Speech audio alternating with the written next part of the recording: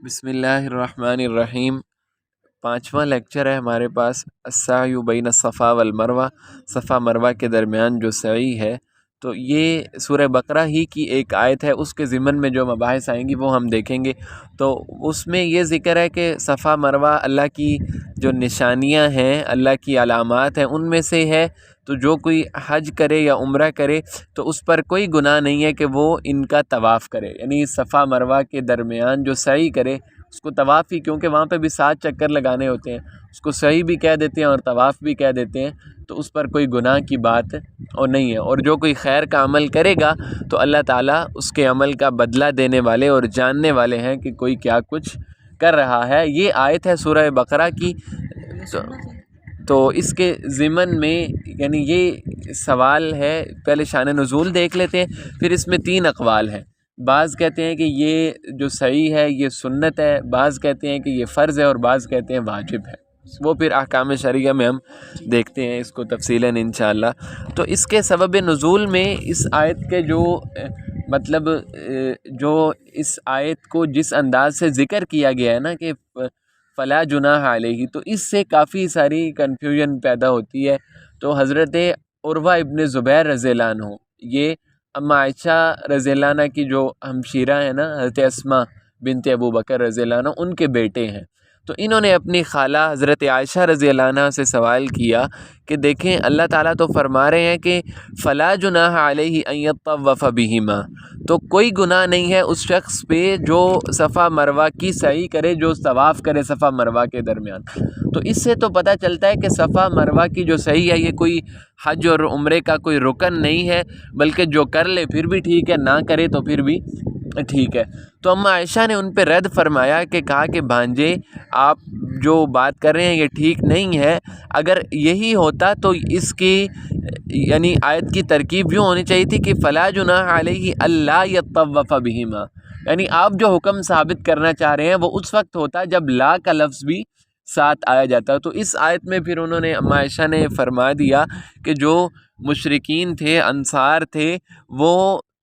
اسلام لانے سے پہلے اس جگہ پہ انہوں نے بت رکھے ہوئے تھے اور ان کی وہ یہاں پہ پوجا پاٹ کرتے تھے، عبادت کیا کرتے تھے۔ تو اس جگہ کی تعظیم وہ پہلے ہی کیا کرتے تھے۔ تو ان کو یہ مغالطہ لگا کہ کیا اگر ہم کر رہے ہیں یہ تو کیا یہ کوئی ہمارے سابقہ عمل جو ہمارا شرک کی مشابہت تو لازم نہیں آئے گی، اس لیے انہوں نے یہ سوال کیا تھا۔ تو اللہ تعالیٰ نے اس کا جواب دیا کہ نہیں، اس عمل کی آپ کو اجازت ہے، اس کی مشابہت کا اعتبار نہیں ہے، آپ پہلے کیا کرتے تھے، وہ بت اب ختم ہو گئے ہیں۔ تو یہ حضرت اسماعیل علیہ السلام اور ابراہیم علیہ السلام کی یاد میں آپ کو اب بھی یہ کرنا ہوگی، اور یہ حج اور عمرے کے لیے یعنی اس کی ایک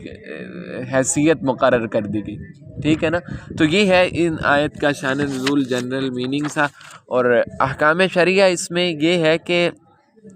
ایک ہی حکم ہے غالباً اس میں کہ صفا مروہ کے درمیان جو سعی ہے اس کی حیثیت کیا ہے، وہ فرض ہے، واجب ہے، سنت ہے۔ تو اس میں پہلا قول جو ہے وہ امام شافعی اور امام مالک رحمہ اللہ، وہ کہتے ہیں کہ یہ حج کے ارکان میں سے رکن ہے۔ جس شخص نے صفا مروہ کے درمیان سعی کو چھوڑ دیا اس کا حج ہوگا ہی نہیں۔ اور امام احمد بن حنبل سے بھی ایک روایت ہے، اور یہ مذہب صحابہ میں حضرت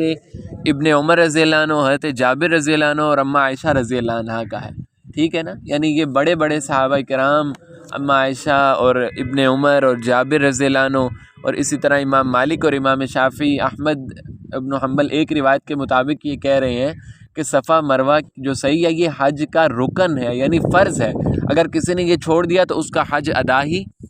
نہیں ہوگا۔ اور دوسرا قول امام ابو حنیفہ اور سفیان ثوری کا ہے، وہ کہتے ہیں کہ یہ رکن نہیں ہے لیکن واجب ہے۔ رکن کا مطلب ہوتا ہے جو چیز کسی مطلب جو حکم کسی چیز کا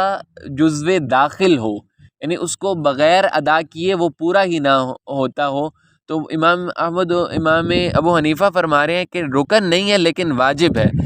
چھوڑنا نہیں چاہیے، لیکن اگر چھوڑ دیا تو پھر دم دینا پڑے گا، ٹھیک ہے۔ یعنی وہ جو ہم کفارہ کے طور پہ ایک اونٹ کا ایک حصہ یا ذبح کرنا ہوتا ہے، یا کہہ لیں کہ بکرا وغیرہ، دمبا وغیرہ، وہ دم کے طور پہ دینا ہوگا۔ اور تیسرا قول امام احمد بن حنبل رحمہ اللہ کی ایک روایت ہے، اور حضرت ابن عباس رضی اللہ عنہ کا بھی یہی قول ہے۔ وہ کہتے ہیں کہ جو صفا مروہ کے درمیان سعی ہے وہ سنت ہے، یعنی واجب بھی نہیں ہے اور رکن تو نہیں ہے، تو لہٰذا اگر اس نے چھوڑ دی یہ صحیح تو اس پر کوئی بھی چیز واجب دم وغیرہ اس پہ لازم نہیں ہوگا۔ تو یہ 3 اقوال ہیں یہ صحیح کی حیثیت کے بارے میں، ٹھیک ہے۔ اب دلائل کیا ہیں؟ تو امام شافعی اور امام مالک رحمہ اللہ کی دلیل یہ ہے کہ اللہ کے نبی صلی اللہ علیہ وسلم کا فرمان ہے کہ اسعوا فإن اللہ کتب علیکم السعی، کہ تم لوگ سعی کیا کرو، یعنی صفا مروہ کے درمیان، اس لیے کہ اللہ تعالیٰ نے تم پر سعی فرض قرار دیا۔ کتبہ علی کا معنی ہوتا ہے لازم کر دینا، فرض قرار دینا، تو اس حدیث سے پتہ چلتا ہے کہ صفا مروہ کی جو سعی ہے وہ فرض ہے، رکن ہے، ٹھیک ہے۔ اور دوسری چیز یہ ہے کہ جو حدیث ہے کہ کہتے ہیں کہ اللہ کے نبی صلی اللہ علیہ وسلم جب صفا کے قریب ہوئے تو آپ نے یہ والی آیت پڑھی، ان الصفا والمروہ من شعائر اللہ، تو پھر صفا سے آپ نے سعی شروع کی، اور پھر فرمایا کہ جیسے اللہ تعالیٰ نے قرآن مجید میں ابتدا کیا، یعنی پہلے صفا کو ذکر کیا پھر مروہ کو، ایسے ہی آپ بھی پہلے صفا کو صحیح کرو پھر مروہ کو صحیح کرو۔ تو پھر آپ نے فرمایا کہ خذوا عنی مناسککم، کہ تم لوگ مجھ سے اپنے مناسک لے لو۔ تو یعنی اس قول سے بھی یہی پتہ چل رہا ہے کہ جو صفا مروہ کی سعی ہے وہ کرنا فرض ہے، اس لیے کہ اللہ کے نبی کہہ رہے ہیں کہ مجھ سے یہ چیز تم لازم پکڑ لو، لے لو، اس کو اپنا وتیرہ بنا لو، ٹھیک ہے۔ اور اما عائشہ رضی اللہ عنہ کا بھی اس میں قول ہے کہ میری عمر کی قسم کہ جس نے اللہ تعالیٰ اس شخص کے حج کو پورا نہیں فرمائیں گے جس نے صفا مروہ کے درمیان سعی نہیں کی۔ اس سے بھی پتہ چل رہا ہے کہ صفا مروہ کے درمیان سعی کرنا فرض اور رکن ہے۔ تو یہ دلائل ہیں پہلے قول والوں کے۔ اور دوسرا قول ہے حضرت امام ابو حنیفہ اور سفیان ثوری کا، وہ انہوں نے فرمایا تھا کہ جو سعی ہے یہ رکن نہیں ہے لیکن کیا ہے، واجب ہے۔ تو ان کی دلیل یہ دیکھیں کہ آیت کریمہ کو ذکر اس انداز سے کیا گیا ہے کہ اللہ تعالیٰ فرما رہے ہیں کہ جو صحیح کرے گا تو اس پر کوئی گناہ نہیں ہے، یعنی رفع الجناح، یعنی رفع الجناح، کہ جناح کا گناہ کا اٹھا لیا جانا، اس بات کی جانب اشارہ ہے، اس بات کی طرف دلالت ہو رہی ہے کہ جو رکن نہیں ہے بلکہ مباح ہے۔ یعنی آیت مبارکہ کی جو ترکیب ہے اس سے تو یہی پتہ چل رہا ہے کہ صفا مروہ کی جو صحیح ہے وہ کر لو پھر بھی ٹھیک ہے، نہ کرو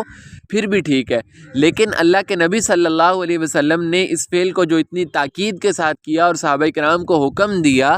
تو اللہ کے نبی کے فعل کی وجہ سے اس کو ہم واجب قرار دے رہے ہیں، وہاں ابو حنیفہ رحمہ اللہ کہتے ہیں۔ تو وہ ایسے ہی ہو جائے گا جیسے کہ کسی نے وقوف مزدلفہ چھوڑ دیا یا رمی جمار حج کے ارکان میں سے چھوڑ دیا یا طواف صدر وغیرہ نہیں کیا، تو پھر وہ دم دے کے اس کا رکن ادا ہو جاتا ہے، لیکن یہ کہ وہ ناقص ہوتا ہے جس کی وجہ سے ہمیں دم دینا پڑتا ہے۔ تو اس سے یہی پتہ چل رہا ہے کہ جو صفا مروہ کی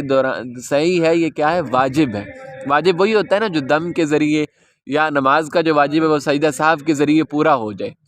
ٹھیک ہے۔ تو اور پھر یہاں پہ اب حنفیہ کی ایک اور دلیل ہے کہ وہ کہتے ہیں کہ شعبی